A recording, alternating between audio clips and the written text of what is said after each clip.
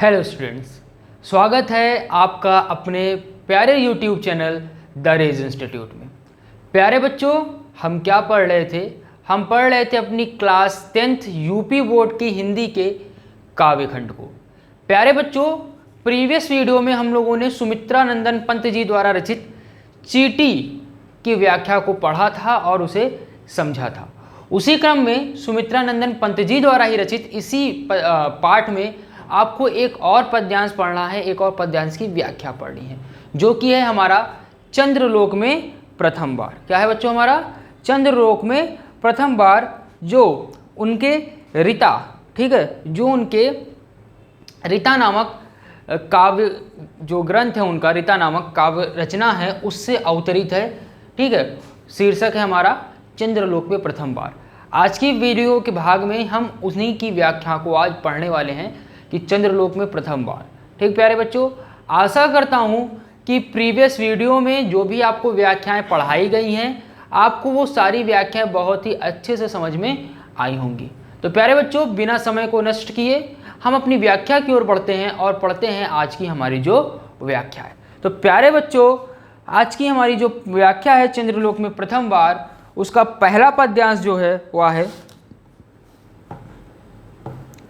चंद्रलोक में प्रथम बार मानव ने किया पदार्पण, छिन्न हुए लो देश काल के दुर्जन बाधा बंधन, दिग्विजयी मनुसुत निश्चय यह महत ऐतिहासिक क्षण, भू विरोध हो शांत निकट आए सब देशों के जन। अब यहाँ पे क्या है?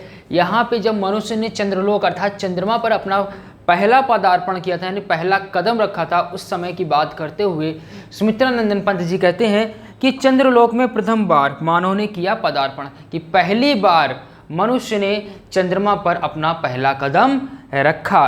ठीक है, छिन्न हुए लो देश, छिन्न मतलब बिखर गए। ठीक है, छिन्न का मतलब होता है बिखर गए। छिन्न हुए लो देश काल के दुर्जय, दुर्जय मतलब जिसको जीता ना जा सके, बाधा बंधन, जो दुर्जय बाधा बंधन थे, जिन्हें कभी नहीं जीता जा सकता था, इस प्रकार की बाधाओं को क्या कर दिया गया? इस समय इस देश के लोगों ने इस काल में, इस देश के इस काल में जो लोग थे जिन्हें कभी जीता नहीं जा सकता था, उनको भी छिन्न भिन्न कर दिया, उसे भी बिखेर दिया, जीत लिया अर्थात। ठीक है, यानी पहले माना जाता था कि चंद्रमा तक पहुंचना बड़ा कठिन कार्य है, परंतु मनुष्यों ने उस कार्य को भी बहुत ही सहज भावना से पूर्ण कर दिया। तो वही लिखा गया, छिन्न हुए लो देश काल के, देश और काल, काल का अर्थ होता समय, तो छिन्न हुए लोग बिखर गए देश और समय के दुर्जय बाधा बंधन, जो दुर्जय था, जिन्हें कभी जीता नहीं जा सकता था, जो बाधाओं से भरी हुई चीजें थी, उन सभी चीजों को भी क्या कर लिया गया है? जीत लिया गया है बहुत ही सहजता से। आगे क्या है? दिग्विजयी मनुसुत, मनुसुत अर्थात मनु के पुत्र। यहाँ पे जब प्रलय आया था, प्रलय के पश्चात केवल मनु ही एक मनुष्य बचे थे। ठीक है, उन्हीं से हमारी उत्पत्ति मानी जाती है, मनु ही प्रथम पुरुष माने जाते हैं, तो उन्हीं की संतान होने के कारण हमें मानव कहा जाता है। ठीक है प्यारे बच्चों, तो मानव यानी मनुसुत यानी मानव के बालक, यानी मनु के पुत्र। तो दिग्विजयी मनुसुत निश्चय, सुमित्रा नंदन पंत जी कहते हैं कि निश्चय ही हे मनुष्य, यह तुम्हारी क्या है? दिग्विजय है, चारों दिशाओं में तुम्हारी विजय है, यह महान ऐतिहासिक क्षण, और यह जो क्षण है यह अत्यंत महान और ऐतिहासिक है। ठीक है प्यारे बच्चों, आशा करता हूँ पद्यांश आपको समझ में आया होगा। ठीक, तो पुनः एक बार इसकी व्याख्या को हम लोग देख लेते हैं। ठीक, क्या है हमारा कि चंद्रलोक में प्रथम बार मानव ने किया पदार्पण, छिन्न हुए लो देश काल के दुर्जय बाधा बंधन, कि चंद्रलोक में पहली बार मानवों ने अपना कदम रखा है, छिन्न हुए लो देश काल के, और जो छिन्न हुए मतलब इस देश के इस समय के जो भी दुर्जय मतलब जिन्हें नहीं जीता जा सकता, ऐसी बाधाएं और जो बंधन थे, उन्हें भी क्या कर दिया है? मानव ने छिन्न भिन्न कर दिया है, बिखेर दिया, अर्थात उस पर विजय प्राप्त कर ली है। दिग्विजय मनुसुत निश्चय यह महान ऐतिहासिक क्षण, कि हे मनुसुत अर्थात हे मानव, यह निश्चय ही तुम्हारा दिग्विजय है। दिग्विजय का अर्थ चारों दिशाओं में तुम्हारी विजय है, और यह निश्चय ही क्या है? एक ऐतिहासिक और महान क्षण है। ठीक प्यारे बच्चों, आशा करता हूँ पद्यांश की व्याख्या आपको अच्छे से समझ में आ गई होगी। आगे पद्यांश की ओर बढ़ते हैं। भू विरोध हो शांत, निकट आए सब देशों के जन, युग युग का पौराणिक स्वप्न हुआ मानव का संभव, समारंभ शुभ नए चंद्रयुग का, भू को दे गौरव। अब यहाँ पे क्या बताया गया कि भू विरोध हो शांत, कि जो भूमि को लेकर के लोगों के बीच में विरोध की भावना है, वह इस ऐतिहासिक क्षण के कारण वह जो भू विरोध है वह भी क्या हो जाए, अब शांत हो जाए। निकट आए सब देशों के जन, और सभी देशों के लोग इस ऐतिहासिक क्षण के क्या बने, साक्षी बने, और सभी इस ऐतिहासिक क्षण में एक साथ आए। ठीक है, यहाँ सभी देश के लोगों का एकजुट होने की बात सुमित्रानंदन पंत जी ने कही है। ठीक है, आगे क्या है प्यारे बच्चों, आगे है युग युग का पौराणिक स्वप्न, सॉरी हाँ ठीक है, क्या है, युग युग का पौराणिक स्वप्न हुआ मानव का संभव, समारंभ शुभ नए युग चंद्रयुग का, भू को दे गौरव। कि युग युग का पौराणिक स्वप्न, कि युगों युगों से प्राचीन समय से जो स्वप्न था चंद्रमा में पहुंचने का, हुआ मानव का संभव, वह आज जो मानव का या युगों युगों पुराना प्राचीन समय का जो यह स्वप्न था, वह आज क्या हो गया है, पूरा हो गया है। समारंभ शुभ नए चंद्रयुग का, और जो नया चंद्रयुग है, चंद्रमा के पहुंचने के बाद, चंद्रमा पे मानवों का पहले कदम रखने के बाद जो नया युग प्रारंभ हुआ है, उसे चंद्रयुग कहा गया है। और कवि यहाँ पे कहते हैं कि अब चंद्रमा पे पहुंचने के बाद अब एक नए चंद्रयुग का प्रारंभ हुआ है, भू को दे गौरव। और यह जो उपलब्धि है मानवों की, यह धरती को, भू को दे गौरव, अर्थात जो पृथ्वी है, पृथ्वी को सम्मान दे रही है, यश दे रही है, उसकी गौरव गाथा को बढ़ा रही है।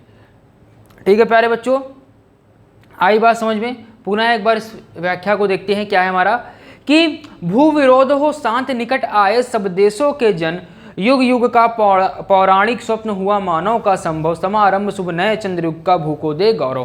कि भू विरोध हो शांत, कि अब इस चंद्रमा पे पहुंचने के बाद मानवों के बीच में जो भू को लेकर के, अर्थात पृथ्वी धरती को लेकर के जो विरोध हो, वो बिल्कुल अब शांत हो जाना चाहिए, और सभी के सभी जो देश हैं उन्हें अब एकजुट हो जाना चाहिए, इस चंद्रयुग का साक्षी बनना चाहिए, और सभी को एकता की भावना से एक साथ हो जाना चाहिए।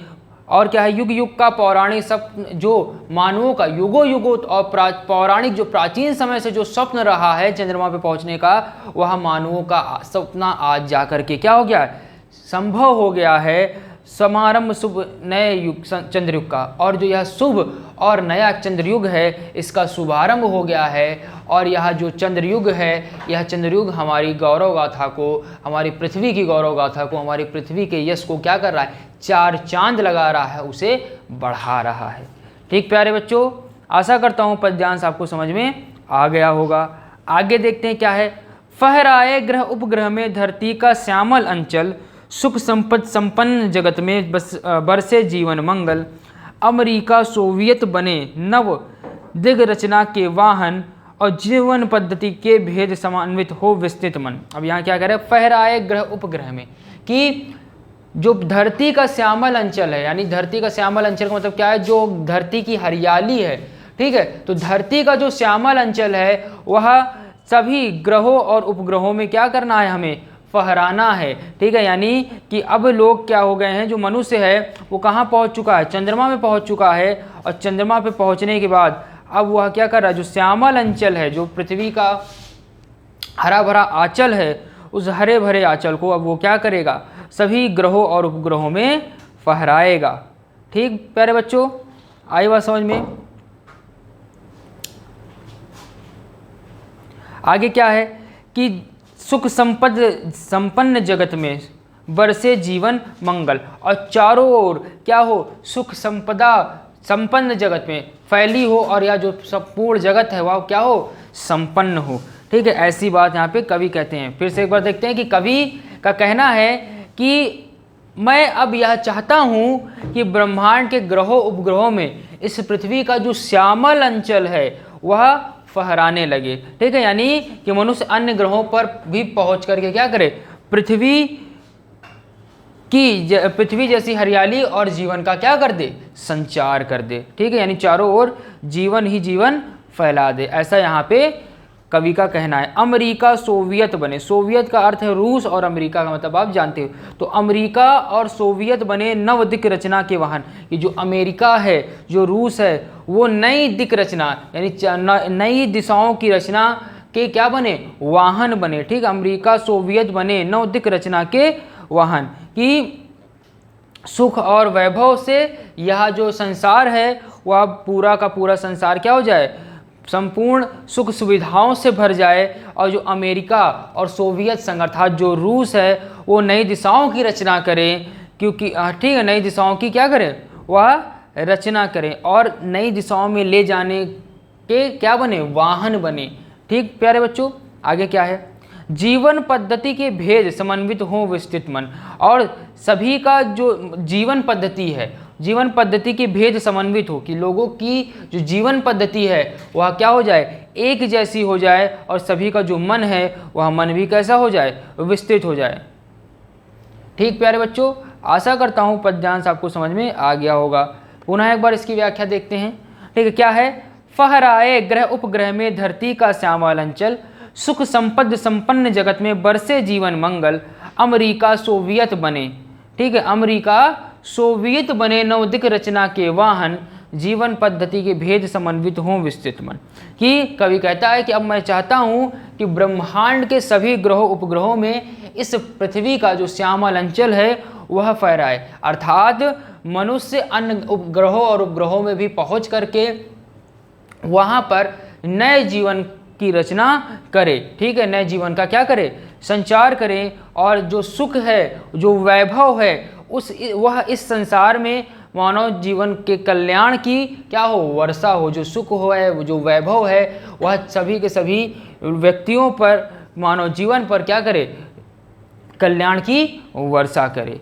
ठीक है, आगे क्या है, आगे है अमेरिका सोवियत बने नवदिक रचना के वाहन, कि जो अमेरिका है, जो सोवियत है, वो नई दिशाओं की रचना करे, और क्या है, यह नई दिशाओं की क्या करें, रचना करे, रचना के वाहन, और इसके क्या बने, वाहन बने, यानी अग्रसर हो। यानी जो अमेरिका है, जो रूस हैं, वह अपनी जो उनकी अंतरिक्ष विज्ञान में जो एक सर्वाधिक उपलब्धि उन्होंने प्राप्त की है, उस सर्वाधिक उपलब्धि को लेकर के वह क्या हो, आगे बढ़ें, और देशों को भी साथ लेकर के चले। आगे क्या है प्यारे बच्चों, आगे है जीवन पद्धति के भेद समन्वित हो, कि जो जीवन पद्धति है, ठीक है, सभी की जो जीवन पद्धति है वह क्या हो जाए, आपस में मिल करके एक हो जाए, और जो सभी का मन है वह सभी का मन भी कैसा हो जाए, विस्तृत हो जाए। ठीक है, आई बात समझ में प्यारे बच्चों, आशा करता हूँ पद्यांश आपको समझ में आया होगा। आगे क्या है, अणु युग, अणु का मतलब क्या है, परमाणु युग। ठीक है, कि अणु युग बने धरा जीवन हित स्वर्ग स्वर्ण सृजन का साधन, मानवता ही विश्व सत्य भू राष्ट्र करे आत्मार्पण, धरा चंद्र की प्रति परस्पर जगत प्रसिद्ध पुरातन, हृदय सिंधु में उठता स्वर्गिक ज्वर देखा चंद्रानन।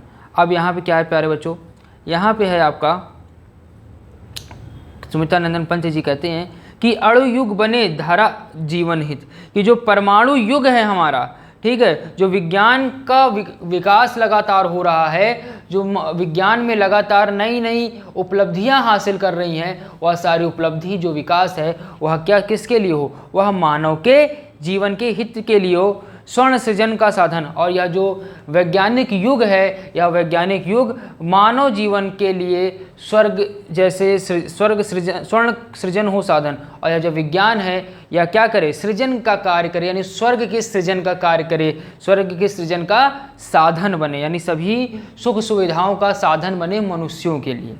आगे क्या है, मानवता ही विश्व सत्य है भू राष्ट्र का आत्मर्पण, कि मानवता जो है वह मानवता ही क्या है, विश्व का एकमात्र सत्य है, भू राष्ट्र करे आत्मार्पण। और जितने भी इस पृथ्वी पर राष्ट्र हैं, जितने भी देश हैं, वह सभी के सभी क्या करें, आत्मार्पण करें, यानी सभी के सभी एक साथ आ जाएं और मानवता की बातों को लेकर के जिए।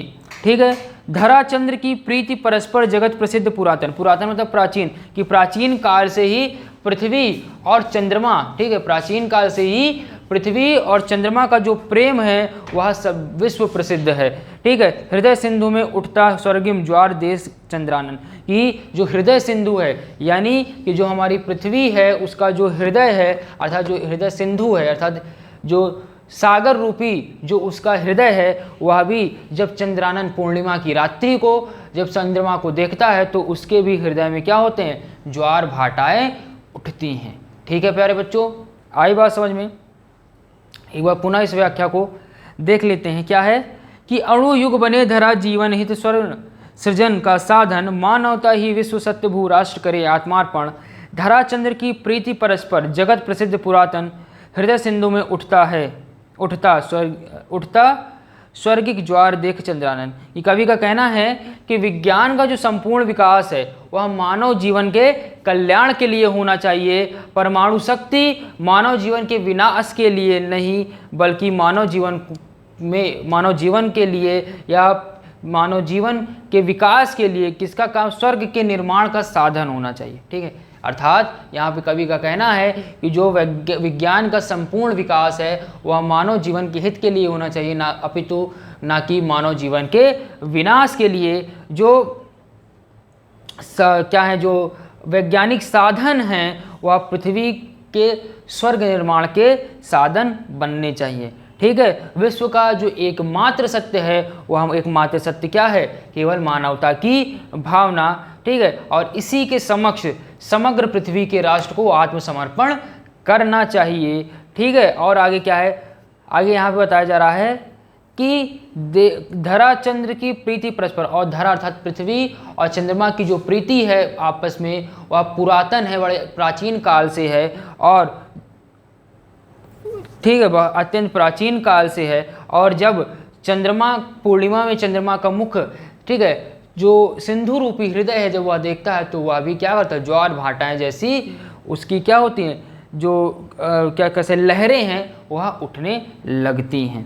ठीक है प्यारे बच्चों, आई बात समझ में? आशा करता हूँ आपको पद्यांश समझ में आ गया होगा। तो बच्चों, चंद्रलोक में प्रथम बार में आपकी बस यही व्याख्याएं, यही पद आपको पढ़ने थे। तो प्यारे बच्चों, आशा करता हूँ आपको पद्यांश समझ में आया होगा। तो अगर बच्चों पद्यांश आपको समझ में आया हो, वीडियो आपको समझ में आई हो, तो वीडियो को लाइक करें, वीडियो को ज़्यादा से ज़्यादा अपने दोस्तों के साथ शेयर करें और हमारे साथ इसी तरह से जुड़े रहें और पढ़ते रहें। धन्यवाद।